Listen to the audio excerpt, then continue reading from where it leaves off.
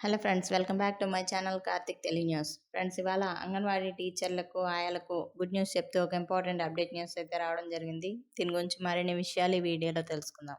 రాష్ట్రంలోని అంగన్వాడీ టీచర్లు, మినీ అంగన్వాడీ టీచర్లు, ఆయాలకు రాష్ట్ర ప్రభుత్వం శుభవార్త వినిపించింది.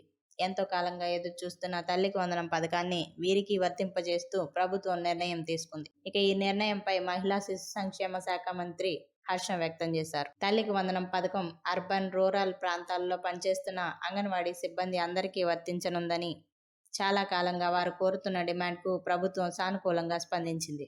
అంగన్వాడీ టీచర్లు, ఆయాలు పలుమార్లు తమ విజ్ఞప్తులను ప్రభుత్వ దృష్టికి తీసుకొచ్చారు. ఈ అంశంపై సమగ్రంగా పరిశీలించిన ప్రభుత్వం చివరకు వారికి అనుకూల నిర్ణయం తీసుకుంది.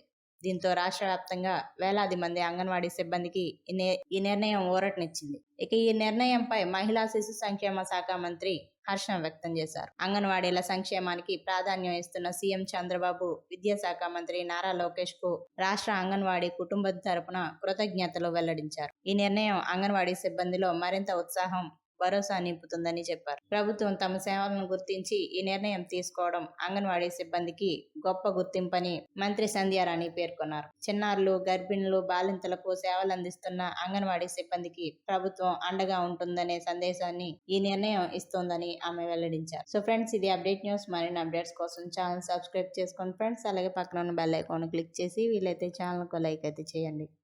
Thank you friends. Thanks for watching this video.